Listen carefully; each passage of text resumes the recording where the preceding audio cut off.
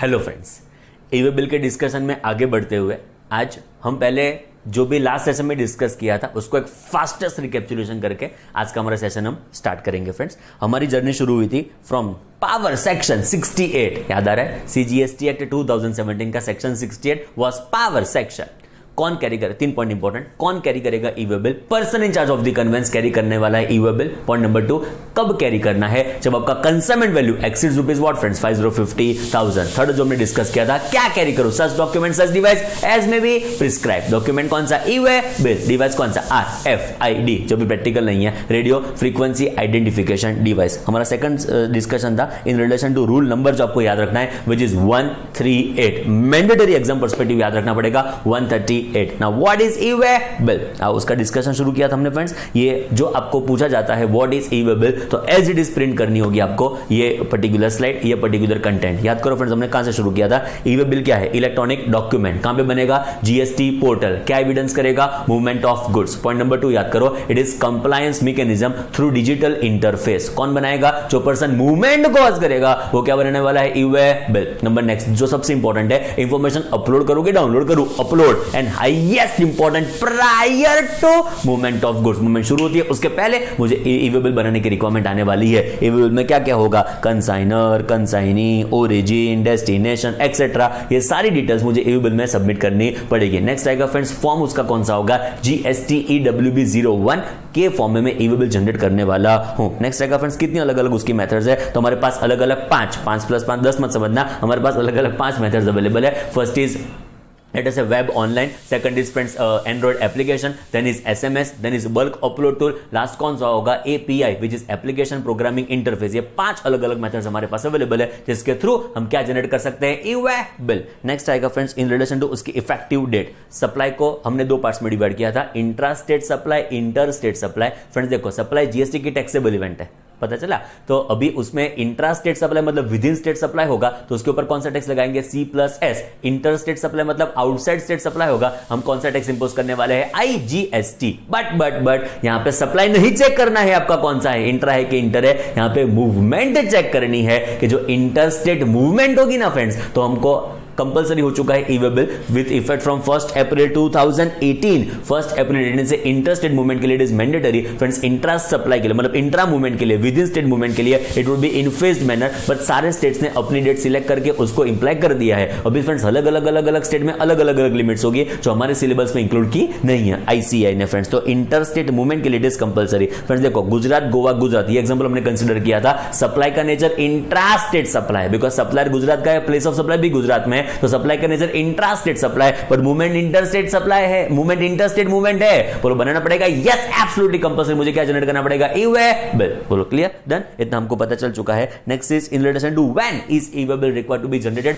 कब उसका जनरेशन मुझे कंपल्सरी होगा, कब उसको जनरेट मुझे मैंडेटरी करना पड़ेगा। उसकी ट्विन कंडीशंस है, याद करो। First condition, registered person causing movement of goods with a consignment value exceeding rupees what friends 50,000। दो कंडीशन वापस एक बार, सबसे important, registered person causing movement of goods with a consignment value exceeding rupees what friends 50,000, मुझे compulsory mandatory क्या बनाना पड़ेगा, e way bill. बहुत important, movement क्यों कॉज की, गुड्स का मूवमेंट क्यों कॉज किया, 3 रीजन थे। Reason supply, reason other than supply, and last is URD purchase, जहां पे आपका सप्लायर कैसा होगा, अनरजिस्टर्ड, रेसिपिएंट कैसा होगा, रजिस्टर्ड। तो अभी आपको यहां पे रेसिपिएंट को बनाना पड़ेगा e way bill. Third situation थी ना, supplier registered, sorry supplier unregistered, recipient registered, उसको बोलेंगे URD परचेज, जहां पे रेसिपिएंट को कंपल्सरी मैंडेटरी क्या बनाना पड़ेगा, ई वे बिल। क्लियर, मतलब रीजन आपका अदर देन सप्लाई हो एंड गुड्स का मूवमेंट हो तो भी ई वे बिल बनाना है, रीजन आपका सप्लाई हो तो भी ई वे बिल बनाना है, URD परचेज में रेसिपिएंट को भी क्या कंपल्सरी बनाना पड़ेगा, e way bill. Now second condition थी कंसाइनमेंट वैल्यू एक्सीडिंग रुपीस 50,000। तो what do we exactly mean by the value which is consignment value. तो फ्रेंड्स उसका डेफिनेशन ऐसा था, वैल्यू एज पर सेक्शन 15, याद आ रहा है बरोबर मेरे चार्टर्ड अकाउंटेंट, शुरू हो जाओ। वैल्यू एज पर सेक्शन 15, कुछ करो ऐड, कुछ करो लेस, अरे क्या करूं ऐड, GST, क्या करूं लेस, एग्जाम सप्लाई। क्लियर, तो ऐसे हम अराइव करेंगे हमारी कंसाइनमेंट वैल्यू जो कंसीडर करना होगा for the purpose of rupees 50,000। चलो नेक्स्ट चेक करो, हमने उसके ऊपर 2 एग्जांपल भी कंसीडर कर लिए थे। अभी फ्रेंड्स 3 बहुत इंपॉर्टेंट एस्पेक्ट्स है फ्रॉम लेट अस से for determination of our consignment value. Friends ऐसा हमारा फर्स्ट क्वेश्चन था कि आपके केस में खाली गुड्स का सप्लाई नहीं है, सर्विस सर्विस का सप्लाई भी है, मतलब जो आप सप्लाई कर रहे हो वो गुड्स के साथ सर्विस का सप्लाई भी है, जो आप सप्लाई कर रहे हो वो गुड्स के साथ सर्विस का सप्लाई भी है। तो कंसाइनमेंट वैल्यू पर्सपेक्टिव हमको कौन सी वैल्यू कंसीडर करनी पड़ेगी? बोलो गुड्स की क्या सप्लाई, गुड्स की क्या सर्विस की क्या? बोथ। Answer is goods. हमको गुड्स का मूवमेंट है जिसके लिए इक्विलिब्रियम बनाते हैं, सो यहां पे गुड्स का वैल्यू रेलेवेंट रहने वाला है, गुड्स का वैल्यू इंपॉर्टेंट हो जाने वाला है। तो हमारे केस में यहां पे इक्विलिब्रियम की रिक्वायरमेंट आने वाली नहीं है, बिकॉज गुड्स की वैल्यू कितनी है? ₹5900 which is my consignment value. तो उसके ऊपर हम 5900 इंक्लूडिंग जीएसटी हो गया, तो इक्विलिब्रियम की रिक्वायरमेंट आने वाली नहीं है फ्रेंड्स। नेक्स्ट हमारा जो भी डिस्कशन था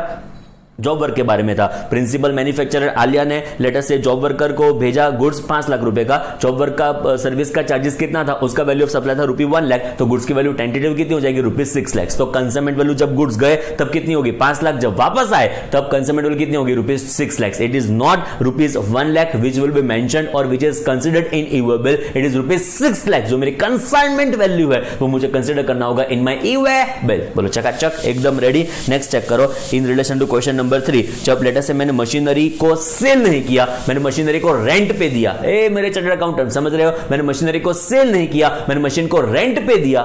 मशीनरी जब मैंने रेंट पे दी तो रेंट कितना था मेरा? 1 लाख रुपए पर एनम था, और लेटर से मेरी वैल्यू कितनी थी मशीनरी की? 5 करोड़ रुपए। तो what is my consignment value? Value of machinery 5 crore is my consignment value. Clear? I think यहां तक हमने डिस्कशन किया था एंड आगे का डिस्कशन हम आज शुरू करने जा रहे हैं कि हु शैल जनरेट इवेबल।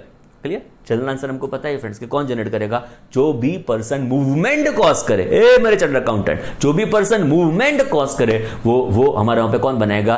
इवेबल। पर फ्रेंड्स उसको बहुत अलग एस्पेक्ट्स हमने देखा है, बहुत अलग एस्पेक्ट्स उसको हमने कंसीडर किया है, जैसा भी यहां पे चेक कर सकते हो फ्रेंड्स। देखो ये हम ये स्लाइड कंसीडर करें, उसके बाद एक बेसिक आपको बात बता दूं फ्रेंड्स। जो भी हमारे पास इवेबल है ना, उसके 2 पार्ट्स है, पार्ट ए पार्ट बी। बरोबर समझो, बहुत इंपॉर्टेंट ध्यान। Part A part B. Part A कौन बनाएगा पता है फ्रेंड्स? हाँ पहले ये समझ लो, part A plus part B होगा ना तो ही उसको हम वैलिड इवेबल मानने वाले हैं। बरोबर समझना, part A plus part B दोनों के दोनों आपने बनाए तो ही उसको हम वैलिड इवेबल मानने वाले हैं। पार्ट ए बनाया प्लस पार्ट बी नहीं बनाया, पार्ट ए बनाया बट पार्ट बी नहीं बनाया, it is not valid e way bill. तो you must prepare both the parts, you must submit both the parts for generation of e way bill, तब जाके उसको हम वैलिड इवेबल मानेंगे, जो आपके ट्रांसपोर्टेशन के लिए, जो आपके मूवमेंट के लिए चलने वाला है। तो पार्ट ए कौन बनाएगा? तो फ्रेंड्स पार्ट ए बनाएगा person causing movement of goods. बहुत इंपॉर्टेंट वर्ड्स, सबसे relevant words, person causing movement of goods. जो भी पर्सन मूवमेंट कॉज करता है वो हमारे वहां पे पार्ट ए फाइल करने वाला है। सप्लायर होगा तो सप्लायर, रेसिपेंट होगा तो रेसिपेंट। ये भी मैंने पहले इलोबरेट कर ही दिया है। मैं गुजरात, आप गोवा में, मैं गुजरात वाला सप्लायर, आप गोवा वाले रेसिपेंट को ऐसा कहता हूं कि मैं आपके वहां पे गुड्स की डिलीवरी करूंगा, आप कोई चिंता ना करो। तो supplier is causing movement of goods, तो सप्लायर यहां पे क्या बनाएगा? इवेबल। रेसिपेंट अपनी ट्रक लेकर सप्लायर के पास आ गया, तो इस सिनेरियो में क्या होगा? You are recipient who is causing movement of goods, तो रेसिपेंट यहां पे क्या बनने वाला है? इवेबल। मतलब पार्ट ए वो फाइल करने वाला है। सिंपल वर्ड्स में 2 पार्ट्स है इवेबल के, part A part B. Part A कौन बनाएगा? जो भी पर्सन मूवमेंट कॉज करेगा वो हमारे पे बनाने वाला है पार्ट ए। सो तो पार्ट बी कौन बनाएगा? पार्ट बी हमारा पे बनाने वाला है कौन? जो भी पर्सन ट्रांसपोर्ट करेगा, पर्सन ट्रांसपोर्टिंग द गुड्स, वो हमारे वहां पे बनाने वाला है उसका पार्ट बी। सिंपल वर्ड्स में जो मूवमेंट कॉज करे पार्ट ए बनाए, जो ट्रांसपोर्ट करे वो पार्ट बी बनाए। सर मेरी खुद की ट्रक थी, मैं सप्लायर था, मेरी खुद की ट्रक थी, मेरी खुद की ट्रक से गुड्स आपको भेजे, तो मैं ही पर्सन मूवमेंट कॉज करता हूं, मैं ही ट्रांसपोर्टर। पता चला? मैं कोई ट्रांसपोर्टर को अपॉइंट करूं कि गोवा वो गुड्स पहुंचाए, तो मैं मूवमेंट कॉज कर रहा हूं, ट्रांसपोर्टर ट्रांसपोर्टेशन कर रहा है, तो 2 अलग अलग हो गए। पार्ट ए मैं फाइल करूंगा, पार्ट बी वो फाइल करेगा। मेरे चार्टर्ड अकाउंटेंट समझे आप? वापस एक बार, मैं मूवमेंट कॉज कर रहा हूं ट्रांसपोर्टर के थ्रू, मैं मूवमेंट कॉज कर रहा हूं ट्रांसपोर्टर के थ्रू, तो मैं पार्ट ए फाइल करूंगा, पार्ट बी ट्रांसपोर्टर फाइल करेगा। बट मैं ही मूवमेंट कॉज कर रहा हूं मेरी ट्रक से, मेरे पास ही ट्रक है जो मूवमेंट कॉज करती है, मेरे पास ही ट्रक है जो ट्रांसपोर्टेशन के लिए मैं यूज करता हूं, तो मैं ही पार्ट ए फाइल करूंगा, मैं ही पार्ट बी फाइल करूंगा, बिकॉज मूवमेंट भी मैं कॉज कर रहा हूं, ट्रांसपोर्टर में मैं हूं। बोलो क्लियर? चकाचक, रेडी? ए कौन फाइल करे? मूवमेंट कॉज करे वो, बी कौन करे? ट्रांसपोर्ट करे वो। चकाचक, रेडी? अभी चेक करो हमारा छोटा सा कंटेंट। आगे जो ट्विन कंडीशन में देखा था, दो कंडीशन थी, registered person causing movement of goods with consignment value exceeding rupees what friends 50,000। थोड़ा डिटेल में समझो। Registered person who causes movement of goods shall furnish information relating to said goods as specified in part A in GSTEWB 01 form. जैसे आपको पता है friends, e way bill generate करने के लिए फॉर्म कौन सा जनरेट करना पड़ेगा? GSTEWB 01। पार्ट ए कौन फाइल करेगा? जो मूवमेंट कॉज करेगा वो पार्ट ए फाइल करने वाला है। एंड हाईएस्ट इंपॉर्टेंट तो ये है जो मैंने पहले भी आपको बताया, बिफोर मूवमेंट, मतलब बिफोर कमेंसमेंट ऑफ मूवमेंट। जो बिल हमको बनाना है वो गुड्स पहुंचने के बाद नहीं बनाना है, बिफोर। ये तो meaning of e way bill, what is e way bill में भी आ गया था, इंफॉर्मेशन अपलोड करो prior to movement of goods. Chartered accountant याद आ रहा है ना? तो ये ई वे बिल कब बनाना है? Before causing movement of goods. Simple words में, रजिस्टर्ड पर्सन जो मूवमेंट कॉज करेगा वो पार्ट ए ऑफ GSTEWB 01 में मूवमेंट कॉज करने के पहले ई वे बिल बनाने वाला है। तो पार्ट बी कौन बनाएगा? अभी तो एक्सप्लेन किया, ट्रांसपोर्टर। तो पार्ट ए कौन बनाएगा? मूवमेंट कॉज करेगा वो। पार्ट बी कौन फाइल करने वाला है? ट्रांसपोर्टर। जो मैं खुद से ट्रांसपोर्टेशन करूंगा तो ए प्लस बी दोनों के दोनों मैं फाइल करने वाला हूं। आई थिंक यहां तक चकाचक, यहां तक सब कुछ पता चला। यहां तक हमारे मन में क्रिस्टल क्लियर पिक्चर है ई वे बिल का। अभी कुछ बहुत इंपॉर्टेंट, कोई बुक में, मेरे चार्टर्ड अकाउंटेंट में क्या कर रहा हूं, कोई बुक में ये चार्ट आपको देखने को नहीं मिलेगा। तो बहुत सारे लोग हमारा ही चार्ट लेके आते, सर ये तो देखने को मिला। अरे बट वो हमारा चार्ट है, तो हमारा चार्ट तो हमारे चार्ट में देखने को मिले, बाकी कोई जगह पे इतना डिटेल में ये चार्ट आपको अवेलेबल नहीं होगा। एक्सक्लूसिवली आपके लिए बनाया गया है, एक्सक्लूसिवली खाली आपके लिए। ध्यान से फ्रेंड्स देखो, हेडिंग देखते हैं, registered person causing movement of goods. जो पर्सन मूवमेंट कॉज कर रहा था वो कौन सा था? Registered person causing movement of goods. दो पार्ट में इसको हमने डिवाइड किया है। First is friends own transportation, जो मैंने पहले एक्सप्लेन किया, मैं ही उसका ट्रांसपोर्टर, मैं ही पर्सन जो मूवमेंट कॉज कर रहा है, मैं सप्लायर आप रेसिपिएंट, तो मैंने ही आपके वहां पे गुड्स डिलीवरी करने का अंडरटेकिंग लिया है। मतलब मैं ही आपके वहां पे गुड्स की डिलीवरी करूंगा, मेरे ट्रक के थ्रू ही डिलीवरी करूंगा, मतलब it is own transportation. Own transportation की जब भी बात आती है तब दो बात ध्यान में रखने की, जरूरी नहीं है कि व्हीकल्स मेरे हो। इट इज सो पॉसिबल कि मैंने मेरे फ्रेंड से हायर पे लिया हो, मैंने मेरे फ्रेंड से ट्रक हायर पे ली। देखो, ट्रांसपोर्टर अलग चीज है, ट्रक हायर पे लेना अलग चीज है। मैं समझाऊं, रिक्शा रास्ते से जा रही थी, मैं उसमें बैठ गया, वो एक अलग चीज हुई। मैंने रिक्शा पूरे दिन के लिए रेंट पे ले ली, भाई रिक्शा चलाऊं कि ना चलाऊं उसके लिए मुझे पैसे दे देने पड़ेंगे। Getting my point, what I am trying to convey. Rickshaw रास्ते में जा रही थी, ओला था, उबर थी, तो मैंने वो सर्विसेज अवेल की। पता चला अभी मैंने पूरे दिन गाड़ी रेंट पे ले ली, तो बाद में उसको चलाऊं कि ना चलाऊं, मुझे कंपलसरी वो रेंट पे करना पड़ेगा। तो यहां पे जो दो बात हो रही है वो ओन व्हीकल की बात हो रही है, और हायर्ड वर्क का मतलब एक महीने के लिए, एक दिन के लिए, एक वीक के लिए, 15 दिन के लिए, 2 वीक के लिए मैंने ट्रक रेंट पे ले लिया। पर ट्रक चलाऊं कि ना चलाऊं उससे मुझे कोई फर्क नहीं पड़ता, मुझे तो उसका रेंट पे करना ही पड़ेगा। तो इस सिनेरियो में जब ओन ट्रांसपोर्टेशन की बात आती है तो it is two situation, either it is own vehicle, बहुत इंपॉर्टेंट वर्ड्स है, either it is own vehicle और इज हायर्ड व्हीकल्स। मतलब दोनों केस में it is own transportation only. Driver भी मेरा होगा, पेट्रोल भी मेरा होगा, ये सारे चीजें यहां पे कंसीडर करना होगा, which is own transportation. Clear friends, हम चेक करेंगे बहुत इंपॉर्टेंट वर्ड्स, कंसाइनमेंट वैल्यू, जो बहुत इंपॉर्टेंट क्राइटेरिया है कि वो भी बनाना है कि बनाने की जरूरत पड़ने वाली नहीं है। फ्रेंड्स देखो, अभी my consignment value is friends up to ₹50,000। हमारा फर्स्ट एंड फॉरमोस्ट कंडीशन आपको पता है, registered person causing movement of goods, तो वो तो सेटिस्फाई हो गया, registered person is causing movement of goods. हमारी जो सेकंड कंडीशन थी जो बहुत इंपॉर्टेंट थी, which was what, consignment value exceeding ₹50,000। यहां पे चेक करो, सीवी मतलब my consignment value is not exceeding ₹50,000। हमारी ट्विन कंडीशन सेटिस्फाई होनी चाहिए for the purpose of generation of e-way bill. यहां पे चेक करो, second condition is not satisfied. If second condition is not satisfied, I am not required, I am not under the provisions for generation of e-way bill. तो यहां पे check करो, answer is what, no e-way bill.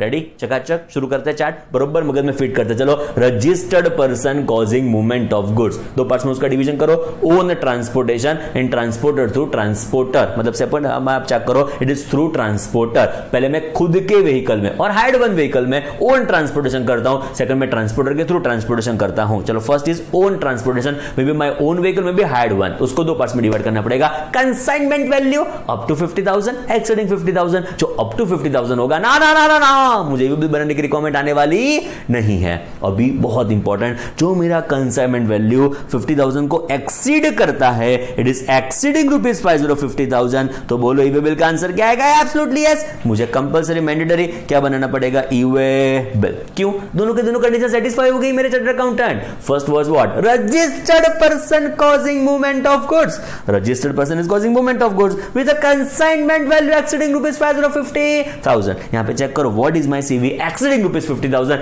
Compulsory mandatory, मुझे क्या बनाना पड़ेगा? EV bill. Question ऐसा आता है, पार्ट ए कौन फाइल करेगा, पार्ट बी कौन फाइल करेगा? बोलो।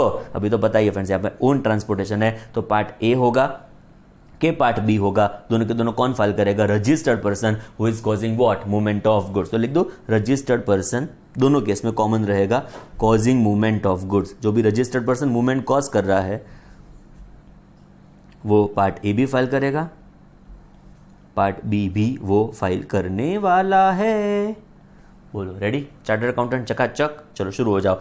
एक पार्ट हमारा चैट का खत्म हुआ, चलो लास्ट टाइम शुरू कर देते हैं। Registered person causing movement of goods, दो पार्ट्स में डिवाइड किया, ओन ट्रांसपोर्टेशन थ्रू ट्रांसपोर्टर। चलो ओन ट्रांसपोर्टेशन, दो बातें उसमें आएगी, ओन व्हीकल और हायर्ड व्हीकल, उसको दो पार्ट्स में डिवाइड करना पड़ेगा। Consignment value up to rupees 50,000, exceeding rupees 50,000, जो अप टू रुपीज 50,000 होगा, no no no no no, e-way bill की रिक्वायरमेंट आने वाली नहीं है। But if it is exceeding rupees 50,000 mandatory compulsory, मुझे क्या बनाना पड़ेगा? EV bill. पार्ट ए हो के पार्ट बी हो, दोनों के दोनों इस सिचुएशन में, इस सर्कमस्टेंसेस में रजिस्टर्ड पर्सन जो मूवमेंट कॉज कर रहा है वो फाइल करने वाला है। रेडी?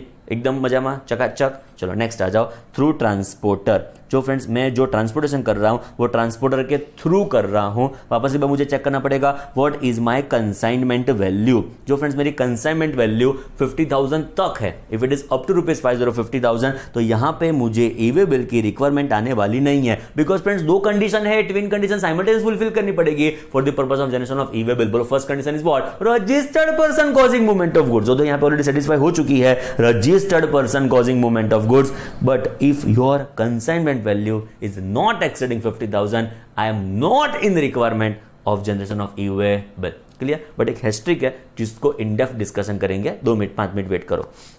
नेक्स्ट होगा हमारा सीवी 50,000 के ऊपर क्रॉस कर देता है, our consignment value is exceeding rupees 50,000। In this circumstances e way bill की रिक्वायरमेंट आएगी, बिकॉज दोनों की दोनों ट्विन कंडीशन यहां पे सेटिस्फाई हो जाती है। ईवी बिल की रिक्वायरमेंट आएगी, वो तो समझ में आ गया, पर जो पार्ट ए होगा वो कौन फाइल करेगा? Registered person. पार्ट बी कौन फाइल करने वाला है?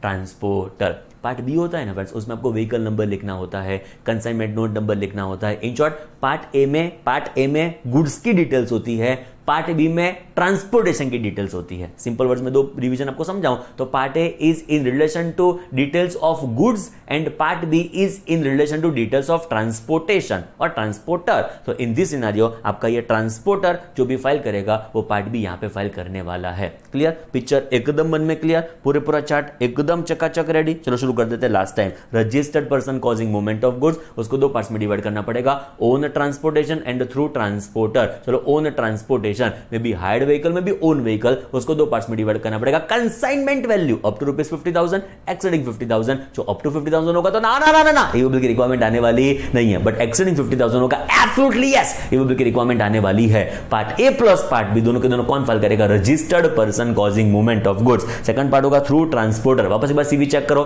Consignment value up to rupees 50,000 होगा, ना ना ना ना ना ईवी बिल की रिक्वायरमेंट आने वाली नहीं है। एंड जो लेटर से सीवी 50,000 को क्रॉस करता है तो यहां पे पार्ट ए कौन फाइल करेगा? Registered person causing movement of goods. Part B कौन फाइल करेगा? ट्रांसपोर्टर। रेडी? चकाचक। अभी देखो हिस्ट्री का मतलब हम कुछ समझते हैं। अभी क्या हुआ फ्रेंड्स? देखो हुआ ऐसा कि हमने ट्रांसपोर्टर के थ्रू गुड्स का ट्रांसपोर्टेशन किया। आपका ध्यान बहुत बहुत रिक्वायर्ड। ये फ्रेंड्स ट्रक है, मेरा ड्राइंग थोड़ा ज्यादा ही अच्छा है फ्रेंड्स। तो ये ट्रक है, हमने ट्रांसपोर्टर के थ्रू, एग्जांपल के तौर पे XYZ ट्रांसपोर्टर्स था। तो फ्रेंड्स हमने क्या किया? ट्रांसपोर्टर के थ्रू ट्रांसपोर्टेशन करवाया। 3 लोग थे जिसने XYZ ट्रांसपोर्टर्स के थ्रू ट्रांसपोर्टेशन करवाया। कौन से लोग थे? आपके सामने पेश। स्मिथ ने करवाया, आलिया ने करवाया, दीपू ने करवाया। 3 अलग अलग लोगों ने ट्रांसपोर्टर के थ्रू ट्रांसपोर्टेशन करवाया। कितना कंसाइनमेंट वैल्यू था? 40,000 रुपीज का था। 30,000 रुपीज़ का था, 30,000 रुपीज़ का कंसाइनमेंट वैल्यू था का मतलब टोटल चेक करो तो 40,000 मेरे गुड्स, आलिया के गुड्स 30,000 के, दीपू के गुड्स 30,000 के, ये सारी की सारी वैल्यू कौन सी है? It is our consignment value. मतलब इंडिविजुअल कैपेसिटी में, मेरे चार्टर्ड अकाउंटेंट बहुत बहुत बहुत ध्यान, इंडिविजुअल कैपेसिटी में किसी का भी सीवी 50 को क्रॉस नहीं करता है। इंडिविजुअल कैपेसिटी में किसी का भी सीवी 50 को क्रॉस नहीं करता है। बट ओवरऑल आप चेक करो ना, एक ट्रक में तो 40 plus 30 it become what friends? 1 lakh. सबका सीवी कितना हो जाता है? 1 लाख। तो सीवी जो 1 लाख हो जाता है वो तो 50,000 को क्रॉस करता है ना चार्टर्ड अकाउंटेंट्स। वापस एक बार इंडिविजुअल कैपेसिटी में चेक करो तो मेरा सीवी के आलिया का सीवी के दीपू का सीवी कंसाइनमेंट वैल्यू गुड्स का 50,000 को क्रॉस नहीं करता है। It does not exceed ₹50,000। But overall आप चेक करो तो 40 प्लस 30 मतलब 60 प्लस 40 इट इज 1 लाख का ये सीवी हो जाता है। लो क्या कहता है? ध्यान से लो कहता है बहुत इंपॉर्टेंट, जबरदस्त important, when aggregate consignment value in a conveyance. What is aggregate consignment value in conveyance? तो it is 1 lakh. If aggregate consignment value in conveyance, which is 1 lakh in our example, conveyance कौन सा? Which is transported by transporter exceeds ₹50,000, जो aggregate consignment value in a conveyance if it exceeds ₹50,000 then आहा क्या वो जोरदार point, क्या गजब point, transporter shall generate what? E-way bill. तो इस सिनेरियो में, इस सर्कमस्टेंसेस में क्या होगा बरोबर समझना। मैंने ट्रांसपोर्टर के थ्रू ट्रांसपोर्टेशन किया है, सीवी 50,000 तक है, ना ई-वे बिल की रिक्वायरमेंट आने वाली नहीं है। बट एक कन्वेयंस में, एक ट्रक में जितने भी लोगों ने गुड्स का ट्रांसपोर्टेशन किया, मेरा 40 था, दीपू का 30 था, आलिया का 30 था, उन लोगों का मिला के aggregate consignment value if it exceeds ₹50,000. Getting my point exactly what I'm trying to convey?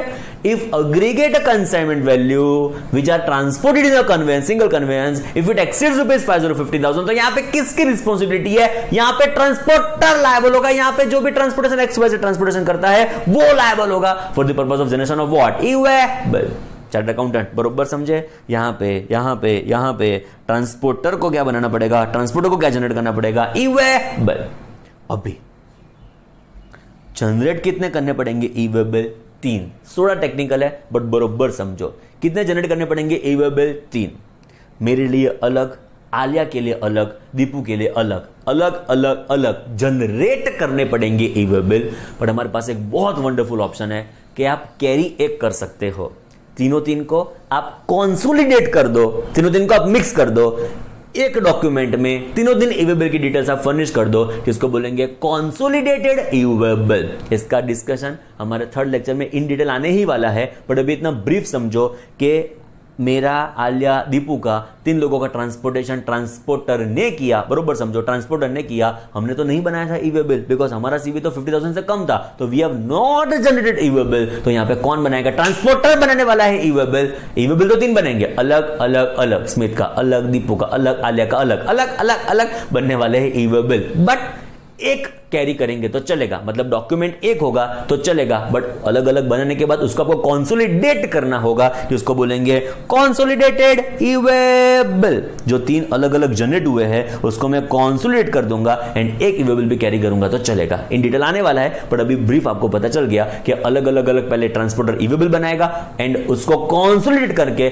एक कैरी करेगा तो चलेगा। क्लियर? मगज हमारा क्लियर है। रजिस्टर्ड पर्सन जब मूवमेंट कॉज करेगा तो हमारे मन में पिक्चर क्लियर हो चुका है। लास्ट टाइम मगर एकदम फिट कर दो, चकाचक बोलना शुरू कर दो। Registered person causing movement of goods, उसको 2 पार्ट्स में डिवाइड करो। फर्स्ट इज ओन ट्रांसपोर्टेशन, जिसमें खुद का व्हीकल भी होगा, हायर्ड होगा तो भी चलेगा। Number 2 through transporter. If own transportation 2 parts में डिवाइड करना पड़ेगा।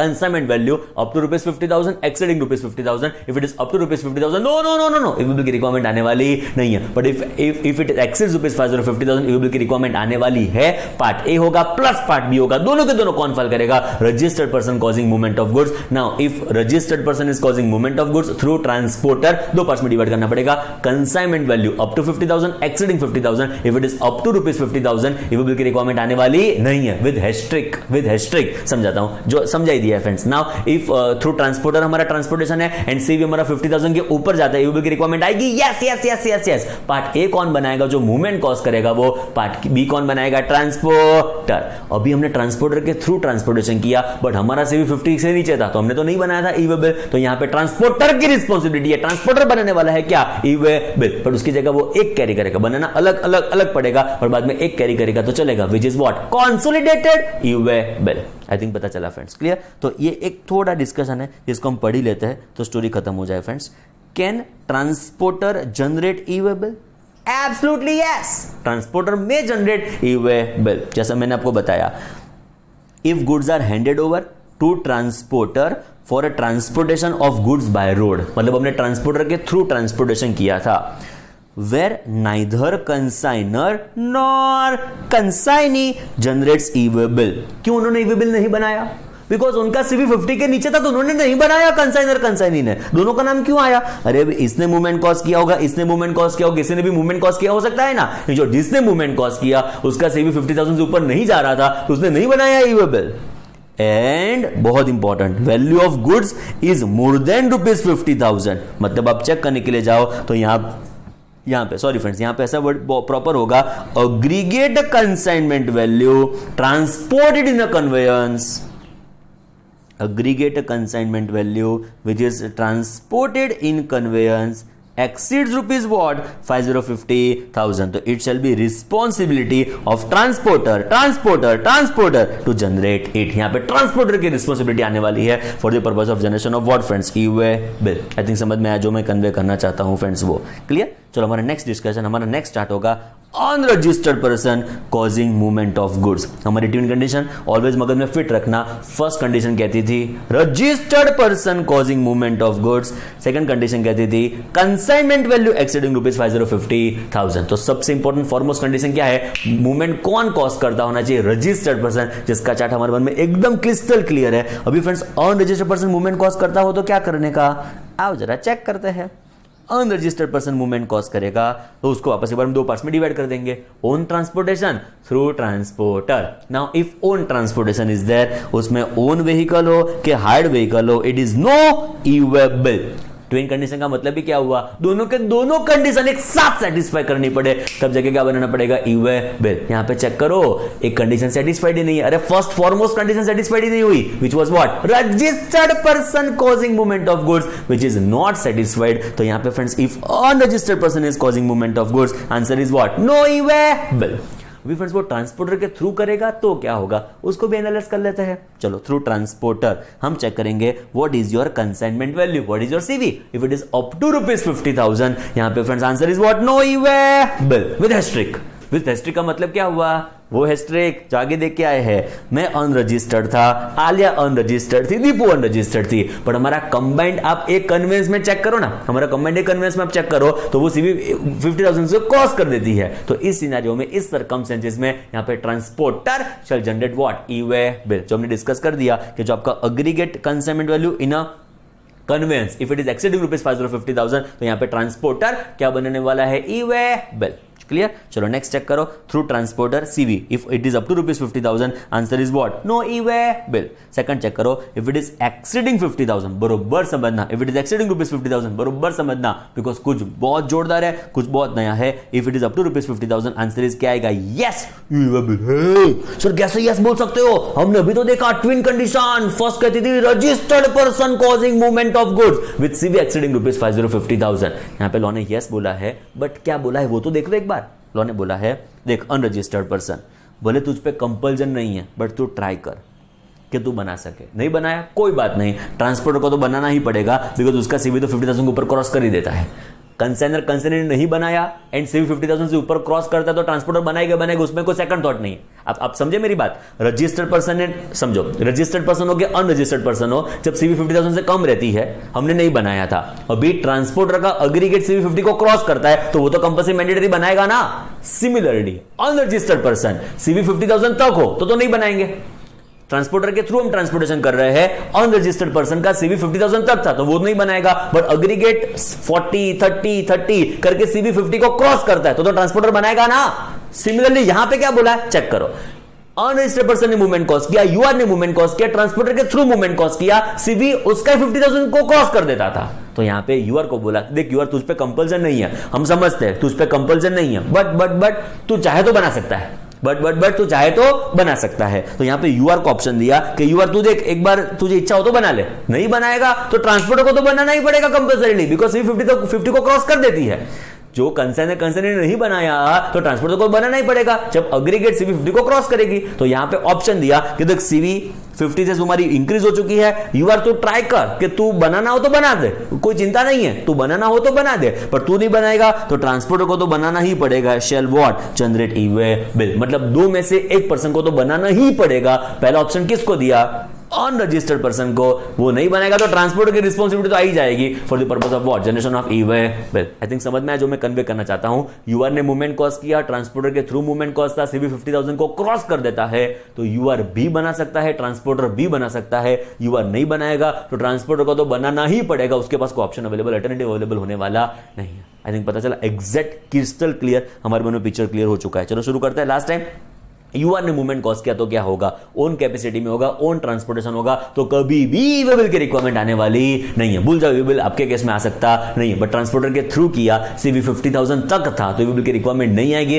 विद हेस्ट्रिक का मतलब क्या, मेरा 50,000 तक था और किसी का 50 तक था और किसी का 50 तक था, अग्रीगेट 50 को क्रॉस करता था तो ट्रांसपोर्टर वापस बनाएगा ईवे बिल। सिमिलर कंसेप्ट के ऊपर जो ट्रांसपोर्टर के थ्रू ट्रांसपोर्टेशन किया, सीवी 50 को क्रॉस करती है, सीवी हमारा 50 को क्रॉस करती है तो इस सिनेरियो में आइदर यूआर बनाएगा के ट्रांसपोर्टर बनाएगा। हमारे वहां पे क्या friends, e way bill.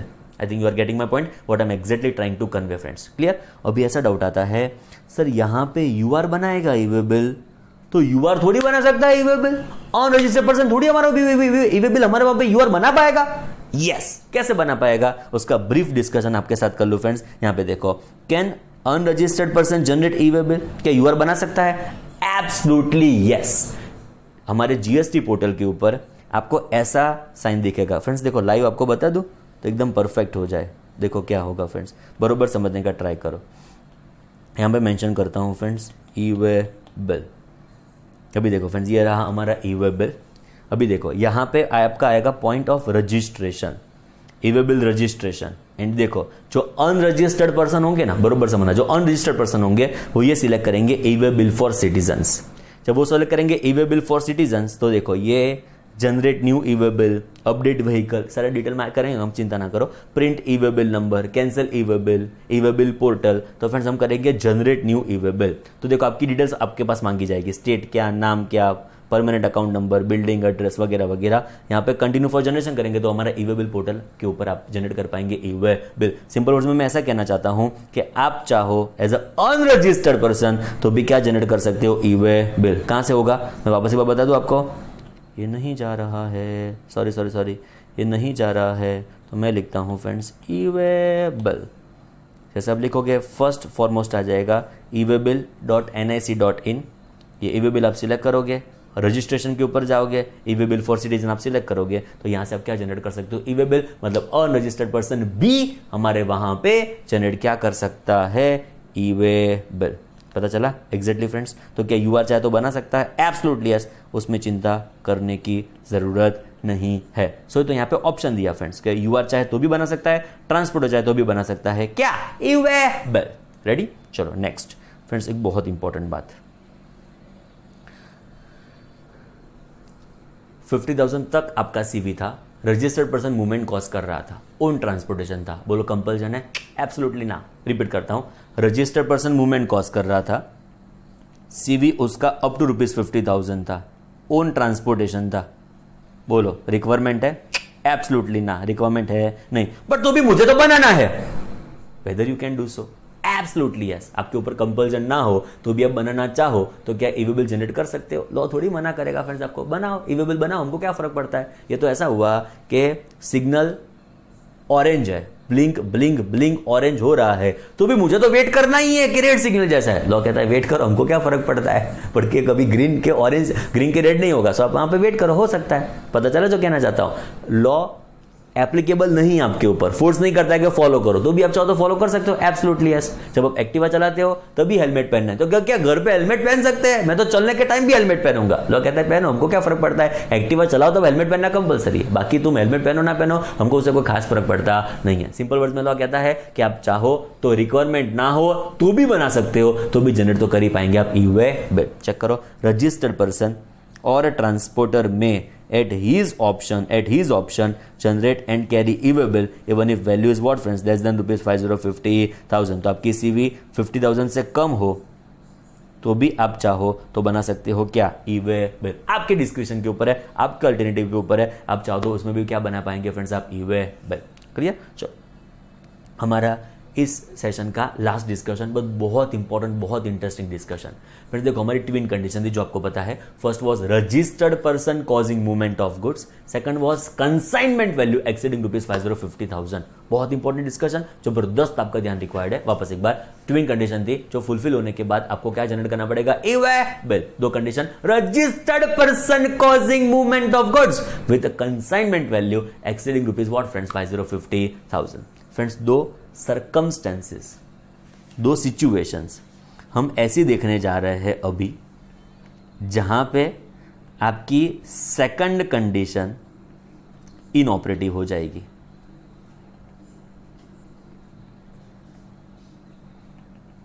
Inoperative का मतलब क्या, नहीं चेक करना है आपको सेकंड कंडीशन, नहीं चेक करना है what is your CV, it does not make difference के what is your CV.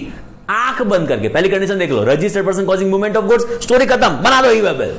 In short, e way bill compulsory irrespective of value of consignment. फर्क ही नहीं पड़ता सेकंड कंडीशन सीवी तुम्हारी क्या है, 50,000 है, 2,000 है, 1,000 है, सिंगल रुपी का सीवी क्यों ना हो, कंपल्सरी दो सिचुएशन में बनाना ही पड़ेगा क्या, e way bill. Getting my point, what I am trying to convey. Twin condition थी, first was what, registered person causing movement of goods, second was what, CV exceeding rupees 50,000। Law कहता है फर्क ही नहीं पड़ता सीवी दो सिचुएशन में आपकी क्या है, irrespective of CV, not to be considered, फर्क ही नहीं पड़ता क्या है, कंपल्सरी मैंडेटरीली आपको बनाना पड़ेगा ई-वे बिल। आंख बंद करके नहीं चेक करना है सीवी क्या है, कंपल्सरी मैंडेटरी क्या बनाएंगे आप, ई-वे बिल। उसमें से फ्रेंड्स फर्स्ट सिचुएशन जहां पे नहीं चेक करना है what is your CV, compulsory क्या बनाएंगे आप, ई-वे बिल। जैसे मैंने डिस्कस किया, ट्विन कंडीशंस थी जिसमें कंसाइनमेंट वैल्यू एक्सीडिंग रुपीज 50,000 था। ये सेकंड कंडीशन, ये दो सिचुएशन में एप्लीकेबल होने वाली नहीं है फ्रेंड्स। सिचुएशन नंबर 1, ये लिखा हुआ पढ़ो, उससे बेटर फ्रेंड्स आप थोड़े विजुअल्स देखोगे तो इमीडिएटली मगज में फिट हो जाएगा। चेक करो, ओहो बाप रे बाप, चेक करो क्या हो रहा है फ्रेंड्स। वो है प्रिंसिपल मैन्युफैक्चरर गुजरात की, मैं हूं जॉब वर्कर गोवा का। जॉब वर्कर पता चल गया ना फ्रेंड्स आपको, कोई उसको प्रोसेस ट्रीटमेंट करवानी हो उसके गुड्स पे तो वो मुझे भेजेगी, मैं जॉब वर्कर हूं, उसको जॉब वर्क करके रिपेयर ट्रीटमेंट प्रोसेस करके उसको वापस कर दूंगा। तो ये प्रिंसिपल मैन्युफैक्चरर गुजरात की जब गुड्स भेज रही है for the purpose of job work, बहुत इंपॉर्टेंट, प्रिंसिपल मैन्युफैक्चरर गुजरात की जब वो गुड्स भेज रही है for the purpose of job work, if it is inter state transfer, मतलब गुजरात से गोवा ये ट्रांसफर हो रहा है, तो फ्रेंड्स मुझे नहीं चेक करने का सीवी क्या है, मुझे नहीं फर्क पड़ता what is our CV, compulsory mandatory क्या बनाना पड़ेगा, ई-वे बिल। रिपीट करता हूं, principal manufacturer sending goods for the purpose of job work to job worker. If the movement is interstate, if it is transfer is interstate, story khatam.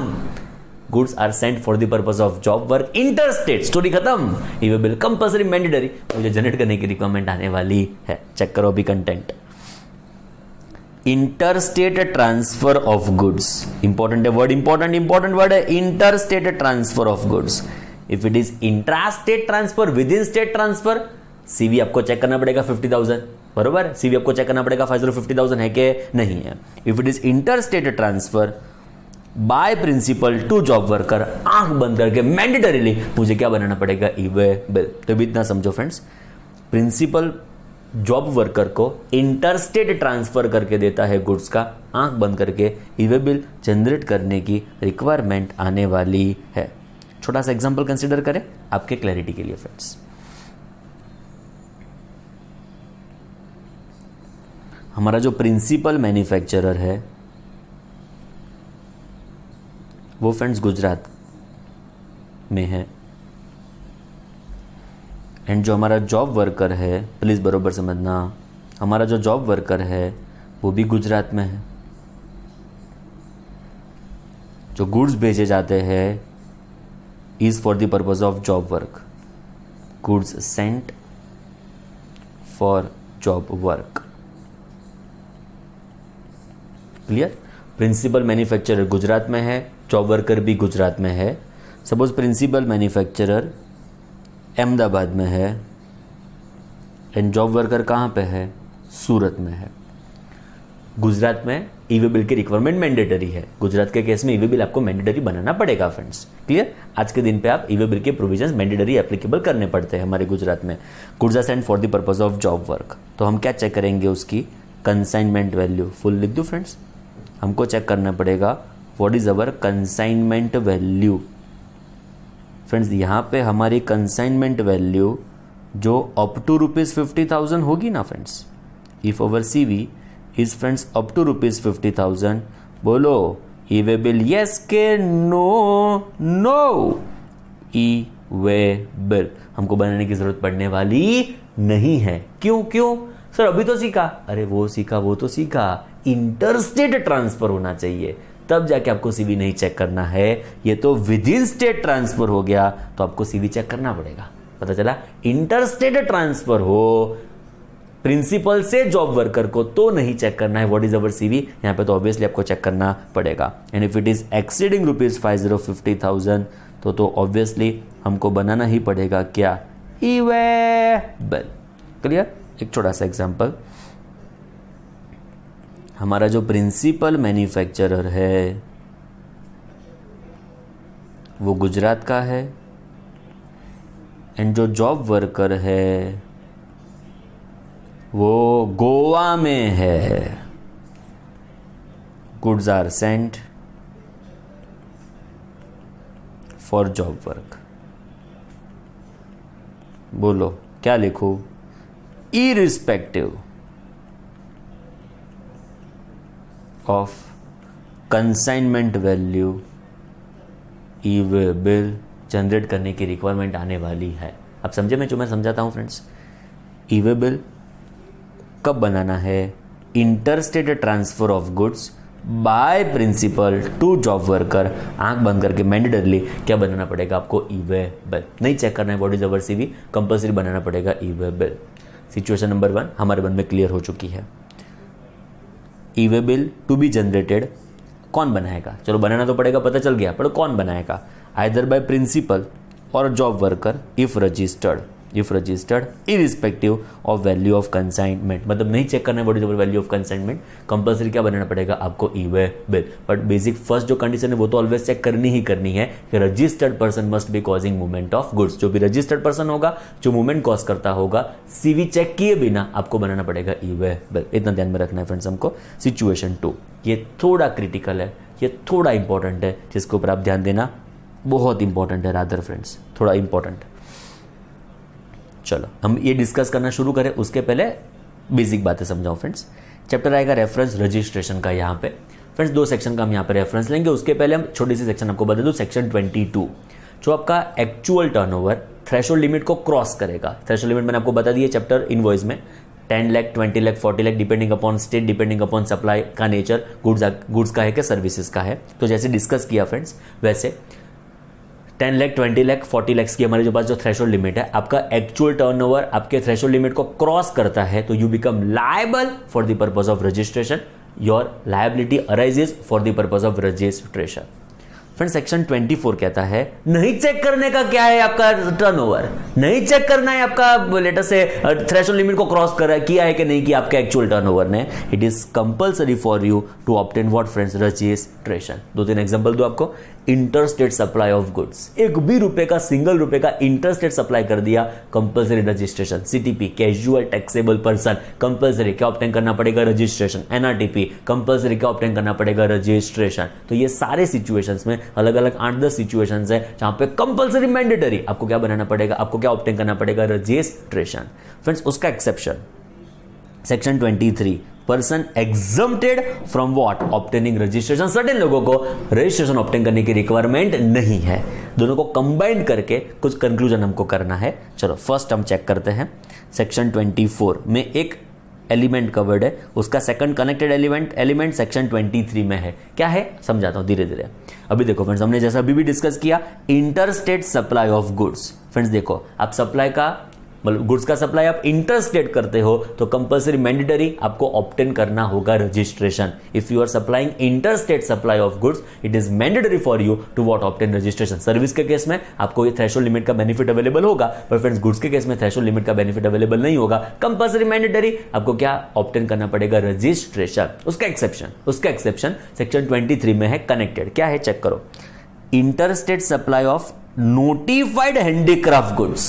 वापस एक बार, आप interstate supply करते हो goods का, compulsory mandatory आपको क्या obtain करना पड़ेगा, रजिस्ट्रेशन। मैं बहुत इंपॉर्टेंट बात बताता हूं, interstate supply of notified handicraft goods, मतलब जो हैंडीक्राफ्ट गुड्स है, जो नोटिफाइड है, वो नोटिफाइड हैंडीक्राफ्ट गुड्स के केस में आपको 20 लाख का, आपको 10 लाख का थ्रेशोल्ड लिमिट का बेनिफिट अवेलेबल होने वाला है। मुझे बरोबर समझने का ट्राई करो।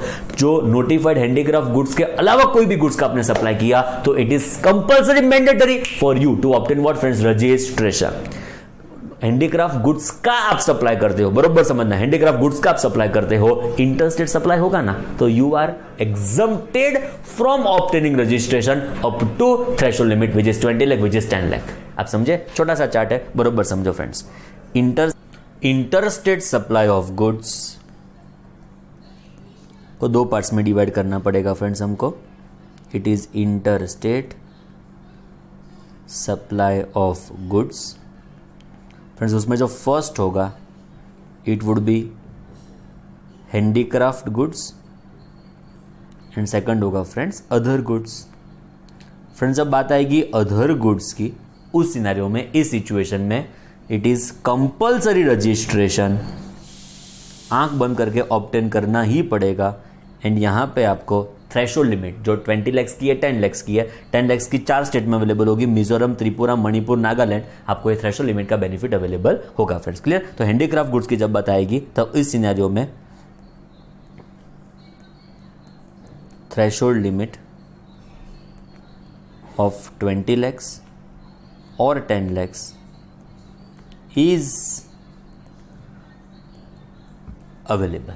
क्लियर? जिसको हम कहते हैं आप एग्जम्प्टेड हो फ्रॉम ऑब्टेनिंग रजिस्ट्रेशन। बरोबर समझना, आप एग्जम्प्टेड हो from obtaining what friends, registration. तो you are still exempted from obtaining registration in this scenario up to 20 lakhs, 10 lakhs। 10 lakh के ऊपर जैसे क्रॉस करेगा इस 4 स्टेट्स में, 20 लाख के ऊपर जैसे क्रॉस करेगा अदर स्टेट में, वापस you will become what, compulsory liable for the purpose of registration. Clear? तो फ्रेंड्स ऐसा बोल सकते हैं, देखो इस चार्ट को थोड़ा और डिटेल में बोलना हो तो ऐसा बोल सकते हैं, इंटरस्टेट, मैं लिखता नहीं, आप समझ लो डिस्कशन में, interstate supply of goods, handicraft goods, other than handicraft goods, other than handicraft goods, no threshold limit, compulsory का ऑब्टेन करना पड़ेगा रजिस्ट्रेशन। हैंडीक्राफ्ट गुड्स होगा आपका turnover up to 20-10 lakhs, exceeding 20-10 lakhs, up to 20-10 lakhs होगा you are not required to obtain, exceeding 20-10 lakhs होगा you are वापस एक बार required to obtain what friends, registration. समझ में आ गया? एग्जैक्ट मगज में क्लियर? तो फ्रेंड्स जब आपका हैंडीक्राफ्ट गुड्स का टर्नओवर अप टू ₹20-10 lakhs होगा, मैं अकॉर्डिंगली बना दूं चार्ट, तो फ्रेंड्स आपको एकदम क्रिस्टल क्लियर जबरदस्त क्लैरिटी आ जाएगी फ्रेंड्स।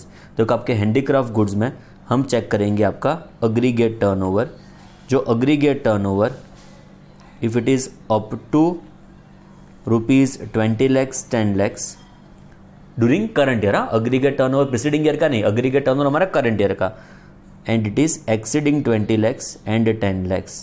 जो अप टू 10 lakhs 20 lakhs होगा तो आपको रजिस्ट्रेशन ऑब्टेन करने की जरूरत नहीं है। इस सिनेरियो में आपको फ्रेंड्स रजिस्ट्रेशन ऑब्टेन करना होगा। क्लियर? तो अभी हम जो बात कर रहे हैं सिचुएशन नंबर 2 में, वो फ्रेंड्स इस सिचुएशन की बात कर रहे हैं कि आपका टर्नओवर अप टू 2010 lakhs है, मतलब you are now exempted from obtaining what registration because you are dealing in handicraft goods. If you are dealing in handicraft goods and your turnover is up to exemption limit which is threshold limit which is 20 lakhs 10 lakhs. मतलब किन लोगों की बात हो रही है? Other goods के supply वालों की बात नहीं हो रही है. हम जो बात कर रहे हैं वो हैंडीक्राफ्ट गुड्स की बात कर रहे हैं. जो सप्लाई हैंडीक्राफ्ट गुड्स का कर रहे हैं उनकी बात हो रही है. जिसका टर्नओवर करंट ईयर में अप टू 2010 lakhs है उनकी बात हो रही है, which are exempted from obtaining what registration. आप समझ जाओ फ्रेंड्स, मैं जो रिपीट करता हूं यहां पे समझो. पर्सन, कैसे पर्सन, पहले ये समझ लो कैसे पर्सन चाहिए जो मूवमेंट करते हैं हैंडीक्राफ्ट गुड्स का. Person who has been exempted from requirement of obtaining registration. तो फर्स्ट जो हमने सीखा कौन एग्जम्प्टेड है फ्रॉम ऑब्टेनिंग रजिस्ट्रेशन, तो हैंडीक्राफ्ट गुड्स का जो सप्लाई करते हैं वो अप टू 2010 lakhs एग्जम्प्टेड है from obtaining what registration. Getting my point exactly. Handicraft goods का जो इंटरस्टेट सप्लाई करते हैं वो एग्जम्पशन लिमिट तक 2010 lakhs तक एग्जम्प्ट है from obtaining what registration. I think exact पता चला.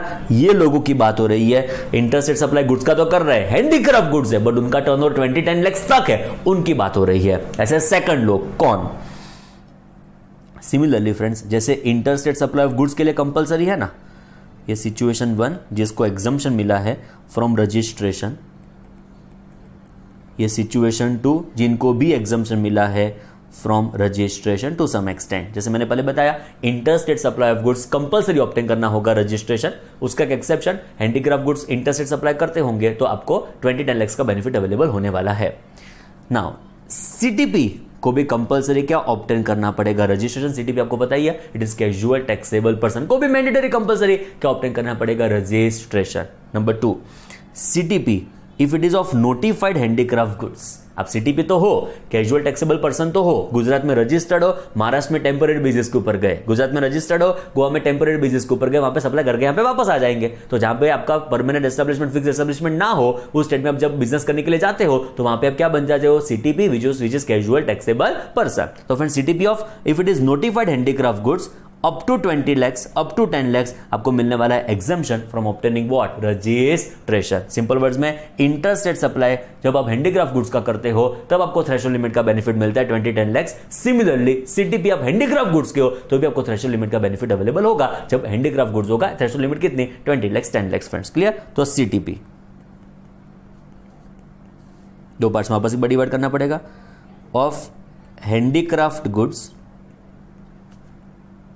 of other goods or other supplies, because service में भी पॉसिबल हो सकता है CTP. Of other supplies it is compulsory for you to obtain what friends registration. जब handicraft goods की बात आएगी उसको हम वापस दो पार्ट्स में डिवाइड करेंगे. टर्नओवर कितना होगा फ्रेंड्स आपका? जो टर्नओवर करंट ईयर की बात हो रही है, तो आपका करंट ईयर का टर्नओवर अप टू ₹20 lakhs है, 10 lakhs है, एक्सीडिंग 20 lakhs है, 10 lakhs है. जो अप टू 2010 lakhs है it is not compulsory for you to obtain registration. Exceeding 2010 lakhs है तो you are mandatory required to obtain what वापस एक बार रजिस्ट्रेशन. तो हम किन लोगों की बात कर रहे हैं? ऐसे लोगों की बात कर रहे हैं जो सीटीपी है नोटिफाइड हैंडीक्राफ्ट गुड्स के, जिसका टर्नओवर 2010 lakhs है. सिंपल वर्ड्स में they are exempted from obtaining what registration. हमको एक वर्ड समझना है यहाँ पे, person who have been or who has been exempted from obtaining what registration. तो दो लोग हैं जिनको एग्जम्पशन मिला है. एक ये लोग जो मैंने एक्सप्लेन किए प्लस ये लोग जिसको मैंने एक्सप्लेन किया who have been exempted from what obtaining registration. मैं रिपीट करता हूं, दो लोग एग्जम्प्टेड है from obtaining registration. Number 1 interstate supply of handicraft goods up to 2010 lakhs exempted, वहां तक आपको नहीं ऑब्टेन करना होगा रजिस्ट्रेशन. सीटीपी हैंडीक्राफ्ट गुड्स का होगा 20-10 लाख का जो भी उनका टर्नओवर होगा वहां पे एग्जम्प्टेड है फ्रॉम ऑब्टेनिंग व्हाट रजिस्ट्रेशन. पता चला? ओके अभी आगे बढ़ते हैं. वेयर बरोबर समझना where handicraft goods are transported from one state or UT to another state or UT. Simple words में 2-3 एलिमेंट यहां पर हमको बरोबर समझने हैं. नंबर 1 क्या समझना है फ्रेंड्स? देखो नंबर 1 हमको समझना है, यहां पे लिखता हूं फ्रेंड्स मैं. नंबर 1 कंफ्यूजन क्रिएट होगा आपको, यहां पे लिख दूं. नंबर 1 एक तो it must be inter state और inter UT transport of handicraft goods. अब क्या करते हो, हैंडीक्राफ्ट गुड्स का इंटरस्टेट ट्रांसफर करते हो। वापस एक बार, इंट्रा के ऊपर ये कंपल्सन नहीं है, इंटर के ऊपर कंपल्सन है। मेरे चार्टर्ड अकाउंटेंट बरोबर समझना, इंटरस्टेट ट्रांसफर होता है हैंडीक्राफ्ट गुड्स का। कौन कर रहा है, रिपीट करता हूं, where handicraft goods are transported from one state or UT to another state or UT by whom? It is by persons who are exempted from what? Registration. दो लोग एग्जम्प्टेड, जैसे मैंने आपको एक्सप्लेन किया। बोलो, interstate supply of handicraft goods up to 20-10 lakhs, CTP of handicraft goods up to ₹20-10 lakhs। ऐसे लोग जो एग्जम्प्टेड है फ्रॉम व्हाट? ऑब्टेनिंग रजिस्ट्रेशन, वो इंटरस्टेट सप्लाई करते हैं हैंडीक्राफ्ट गुड्स का। लॉ कहता है EWA bill shall be generated by said person irrespective of value of consignment। फर्क ही नहीं पड़ता what is the value of consignment, compulsory, mandatory, आपको क्या जनरेट करना पड़ेगा फ्रेंड्स? EWA bill। रिपीट करूं, दो चीज बहुत इंपॉर्टेंट। फर्स्ट, पर्सन कैसे होने चाहिए? जो मूवमेंट कर रहे हैं, they must be exempted from obtaining registration. किसको एग्जम्पशन मिला है वो मैंने आपको एक्सप्लेन कर दिया। हैंडीक्राफ्ट गुड्स होगा, इंटरस्टेट कर रहे होंगे, 20-10 लाख तक आपको एग्जम्पशन मिलेगा। सीटीपी होंगे, हैंडीक्राफ्ट गुड्स के होंगे, 20-10 लाख तक आपको एग्जम्पशन मिलने वाला है। ये एग्जम्प्टेड लोग, बरोबर समझना, ये एग्जम्प्टेड लोग जब इंटरस्टेट ट्रांसफर करेंगे हैंडीक्राफ्ट गुड्स का, तब नहीं चेक करने का सीवी क्या है, आंख बंद करके मैंडेटरीली वो क्या बनने वाले हैं फ्रेंड्स? EWA bill। रेडी? चकाचक। एक प्रिंटेड एग्जांपल है, उसको हम कंसीडर करें। उसके पहले हेडिंग इसका पढ़ लो friends. Interstate transfer of handicraft goods, interstate transfer of handicraft goods by person exempted from obtaining what? Registration। I think अभी एकदम सिंपल हो गया। interstate transfer of handicraft goods by person exempted from obtaining what? Registration। तो उनको compulsorily, mandatorily क्या बनाना पड़ेगा? EWA bill। नहीं चेक करना है उनका CV क्या है। छोटा सा प्रिंटेड एग्जांपल कंसीडर कर लेते हैं, बाद में दो एक और एग्जांपल आपको देता हूं। चलो चेक करो। Mister Smith is unregistered person in Gujarat. बोलो, मैं कैसा हूं friends? Unregistered. I am not registered in Gujarat.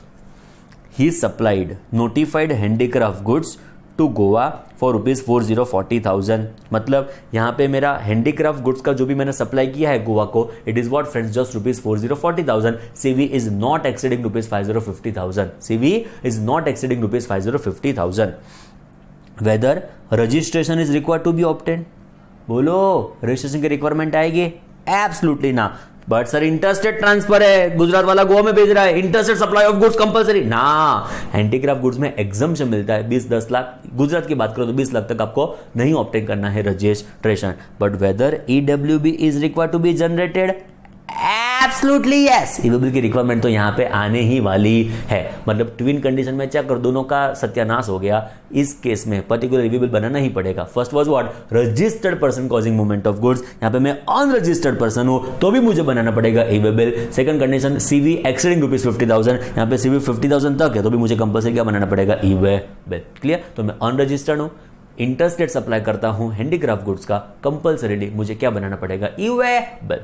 I think you are getting my point, what I am exactly trying to convey friends. Clear? एक और एग्जांपल जरा check करते हैं हमारे रेफरेंस के लिए फ्रेंड्स। देखो क्या हुआ, बरोबर समझना। हाँ देखो फ्रेंड्स, सपोज मिस आलिया है, प्लीज समझना, मिस आलिया है, अनरजिस्टर्ड है। बरोबर समझो फ्रेंड्स। मिस आलिया है, अनरजिस्टर्ड है, गुजरात की है।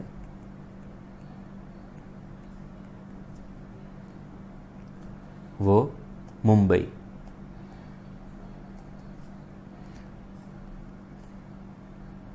हैंडीक्राफ्ट गुड्स का सप्लाई करती है। मुंबई हैंडीक्राफ्ट गुड्स का सप्लाई करती है। चलो छोटी सी बात मुझे बताओ, क्या मुझे CV चेक करना पड़ेगा? मेरा CV क्या है, उससे मुझे फर्क पड़ता है? एब्सोल्युटली ना। वो अनरजिस्टर्ड है, CV चेक किए बिना फर्क ही नहीं पड़ता। CV मेरा क्या है? मैंडेटरीली EWA bill की रिक्वायरमेंट फ्रेंड्स मुझे आने वाली है। क्लियर? एकदम रेडी? चलो सेकंड एग्जांपल।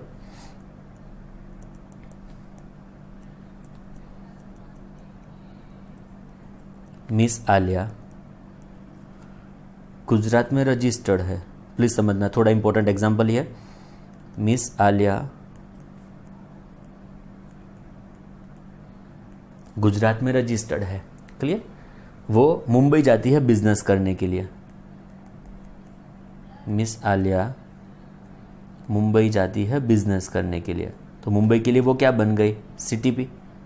पता चला, मुंबई के लिए वो क्या बन गई, CTP. She is casual taxable person in Mumbai. But वो हैंडीक्राफ्ट गुड्स का सप्लाई करने के लिए गई, वो हैंडीक्राफ्ट गुड्स का सप्लाई करने के लिए गई, तो एज ए सीटीपी बोलो वहां पे कंपल्सरी ऑब्टेन करना पड़ेगा रजिस्ट्रेशन, ना 20-10 लाख, मतलब मुंबई है तो 20 लाख का उसको बेनिफिट अवेलेबल होने वाला है। Getting my point. मुंबई जब आलिया जाती है जनरली सीटीपी के तौर पे, तो कंपल्सरी उसको ऑब्टेन करना पड़ेगा registration. But as a handicraft goods का सप्लाई करने के लिए वो गई, तो उसको एग्जाम मिलेगा 20 लाख तक, वो नहीं ऑब्टेन करेगी रजिस्ट्रेशन तो चलेगा। अभी वो क्या करती है, मुंबई से गोवा दीपू को हैंडीक्राफ्ट गुड्स का सप्लाई करती है। पता चला मेरे चार्टर्ड अकाउंटेंट क्या हुआ, आलिया मुंबई से गोवा दीपू को हैंडीक्राफ्ट गुड्स का सप्लाई करती है।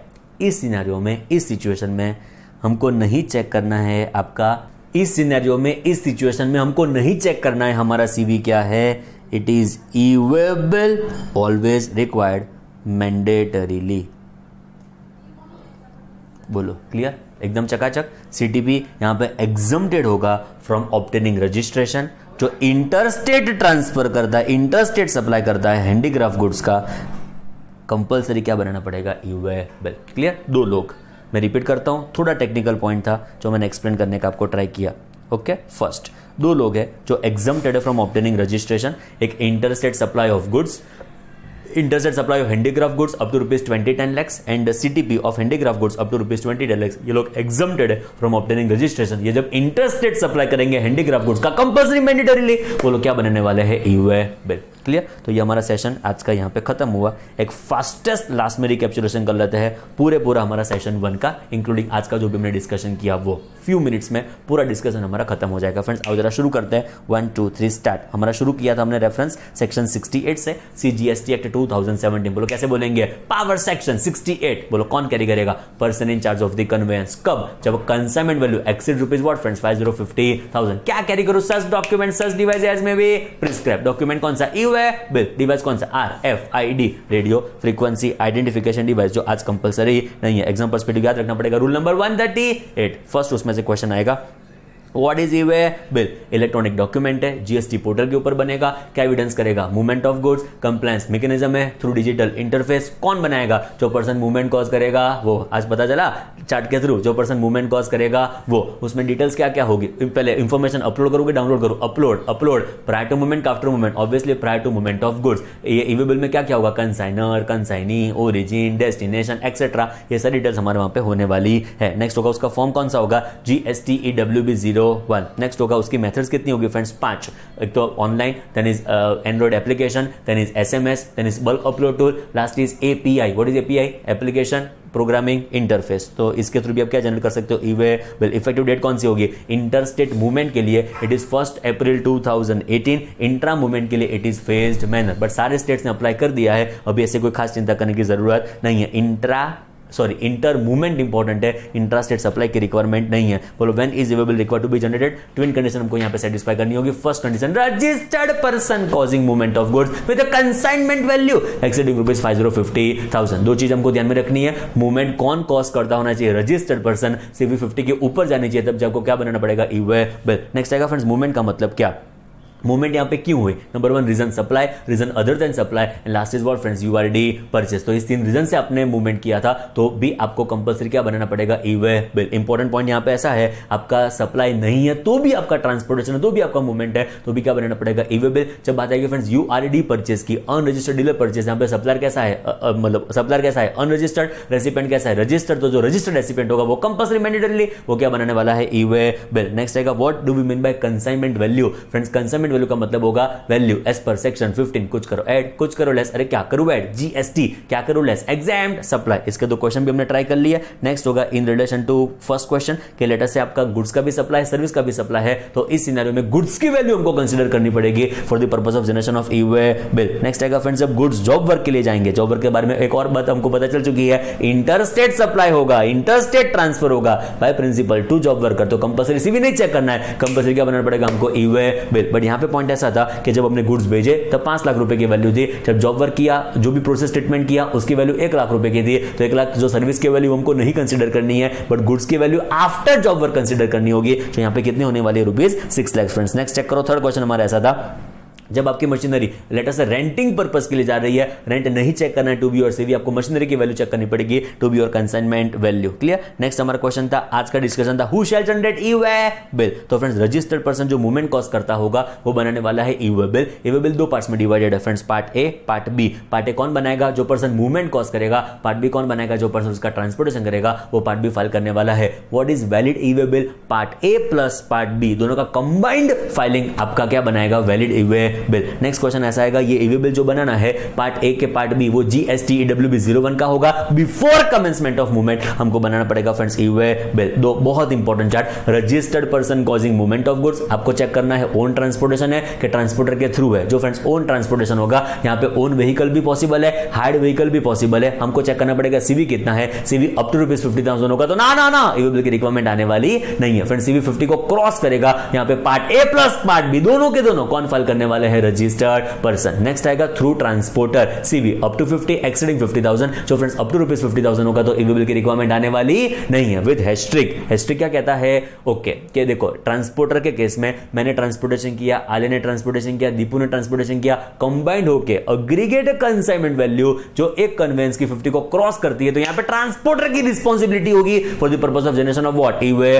बिल। अलग अलग जनरेट करने पड़ेंगे बट एक कैरी करेंगे तो चलेगा। नेक्स्ट होगा फ्रेंड्स, हमने ट्रांसपोर्टर के थ्रू ट्रांसपोर्टेशन किया एंड सीवी 50 के ऊपर क्रॉस कर जाती है, ई वे बिल की रिक्वायरमेंट आएगी, यस। एंड यहां पे पार्ट ए कौन फाइल करेगा, रजिस्टर्ड पर्सन जो मूवमेंट कॉस्ट करेगा, पार्ट बी कौन फाइल करने वाला है, ट्रांसपोर्टर। क्लियर। नेक्स्ट हमारे डिस्कशन में था unregistered person causing movement of goods, own transportation होगा, ओन व्हीकल के हायर्ड व्हीकल, यहां पे ई वे बिल की रिक्वायरमेंट आने वाली नहीं है, एब्सोल्युटली ई वे बिल की रिक्वायरमेंट यहां पे नहीं आएगी। एंड फ्रेंड्स जो थ्रू ट्रांसपोर्टर किया, सीवी को दो पार्ट्स में डिवाइड करना पड़ेगा, CV up to 50,000, CV exceeding rupees 50,000, CV up to 50,000 में ई वे बिल की रिक्वायरमेंट आने वाली नहीं है। बट हेस्ट्रिक के साथ ध्यान में रखने का कि जो ट्रांसपोर्टर जितने भी लोगों को उसका ट्रांसपोर्टेशन कर रहा है उसकी अग्रीगेट सीवी कन्वेंस में 50 को क्रॉस कर जाएगी तो ट्रांसपोर्टर की रिस्पांसिबिलिटी होगी for the purpose of generation of e way bill. Next friends, unregistered person movement cost कर रहा है, ट्रांसपोर्टर के थ्रू मूवमेंट लेटर से ट्रांसपोर्टर के थ्रू ट्रांसपोर्टेशन हो रहा है, सीवी 50 को क्रॉस कर जाती है। इस सिनेरियो में, इस सिचुएशन में ध्यान में रखना है either you are or transporter shall generate what friends, e way bill. जो यू आर नहीं बनाएगा तो ट्रांसपोर्टर को तो कंपलसरी बनाना पड़ेगा ई वे बिल। यूआरडी परचेज में कौन बनेगा, रेसिपिएंट जो अनरजिस्टर्ड सप्लायर से परचेज करता है, वो रेसिपिएंट जो यहां पे रजिस्टर्ड होगा वो कंपलसरी क्या बनाएगा, ई वे बिल। यूआर बना सकता है, एब्सोल्युटली यूआर भी बना सकते हैं हमारे वहां पे ई वे बिल। ट्रांसपोर्टर बना सकता है, यस, जब हमने ट्रांसपोर्टर के थ्रू ट्रांसपोर्टेशन किया होगा एंड जब हमारे ऊपर बनाने की रिक्वायरमेंट नहीं है, हमने नहीं बनाया, तो ट्रांसपोर्टर को बनाना पड़ेगा ई वे बिल जो सीवी अग्रीगेट सीवी 50 को क्रॉस करेगी। तो फ्रेंड्स इतना हमको ध्यान में रखना है। मुझे कंपल्सन नहीं था ई वे बिल बनाने का, तो भी मैं चाहूं तो उसको बना सकता हूं। नेक्स्ट होगा फ्रेंड्स, दो सिचुएशन में मैंडेटरीली कंपल्सरीली हमको क्या बनाना पड़ेगा, ई वे बिल। दो situation number 1 is friends interstate transfer of goods by principal to job worker. Principal manufacturer job worker को इंटरस्टेट ट्रांसफर करता है जॉब वर्कर के लिए, मतलब जॉब वर्क के लिए गुड्स, तो मैंडेटरी कंपल्सरी क्या बनाना पड़ेगा, ई वे बिल। नेक्स्ट होगा, इन दिस सिचुएशन दो लोग जो एग्जम्प्टेड है फ्रॉम ऑब्टेनिंग रजिस्ट्रेशन। कौन से दो लोग एग्जम्प्टेड है, interstate supply of handicraft goods up to exemption limit of registration which is 10 lakh 20 lakh. Second होगा CTP of handicraft goods up to 20-10 lakh, वो लोग एग्जम्प्टेड है from obtaining what registration. And ये लोग इंटरस्टेट ट्रांसफर करेंगे हैंडीक्राफ्ट गुड्स का, तो आंख बंद करके कंपल्सरी मैंडेटरी वो लोग क्या बनाने वाले हैं फ्रेंड्स, ई वे बिल। बोलो क्लियर, होपफुली सब कुछ पता चला होगा। एक छोटी सी रिक्वेस्ट है फ्रेंड्स आपको, जब हम नेक्स्ट सेशन जब भी आप देखो, जब भी वीडियो उसको अपलोड होगा, उसके पहले खास इतना कंटेंट आप एकदम प्रॉपर्ली रिव्यू कर लेना, एकदम प्रॉपर्ली इसको थॉरली आप डिस्कस, मतलब एक बार देख लेना, इसका रिवीजन कर लेना एंड बाद में आगे का सेशन देखना, तो क्लैरिटी गजब लेवल की आएगी friends. Clear, thank you so much, all the very very best, thank you friends.